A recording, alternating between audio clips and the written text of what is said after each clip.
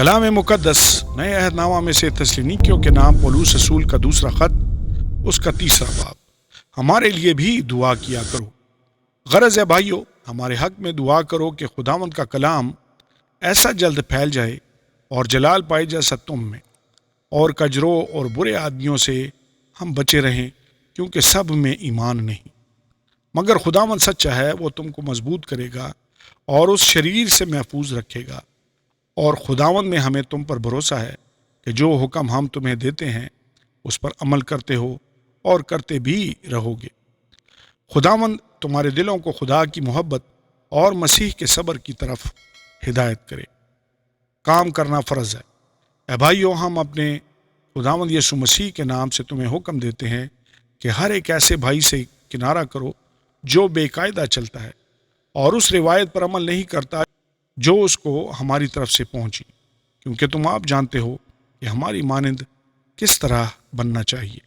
اس لیے کہ ہم تم سے بے قاعدہ نہ چلتے تھے اور کسی کی روٹی مفت نہ کھاتے تھے، بلکہ محنت مشقت سے رات دن کام کرتے تھے تاکہ تم میں سے کسی پر بوجھ نہ ڈالیں۔ اس لیے نہیں کہ ہم کو اختیار نہ تھا، بلکہ اس لیے کہ اپنے آپ کو تمہارے واسطے نمونہ ٹھہرائیں تاکہ تم ہماری مانند بنو۔ اور جب ہم تمہارے پاس تھے اس وقت بھی تم کو یہ حکم دیتے تھے کہ جسے محنت کرنا منظور نہ ہو وہ کھانے بھی نہ پائے۔ ہم سنتے ہیں کہ تم میں بعض بے قاعدہ چلتے ہیں اور کچھ کام نہیں کرتے، بلکہ اوروں کے کام میں دخل دیتے ہیں۔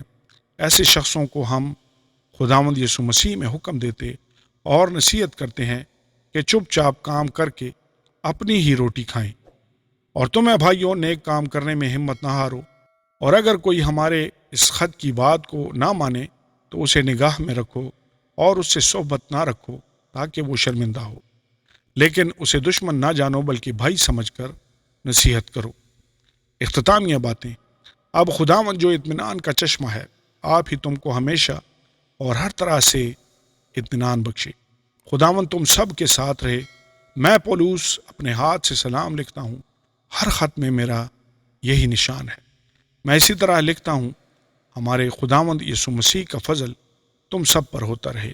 آمین اور آمین۔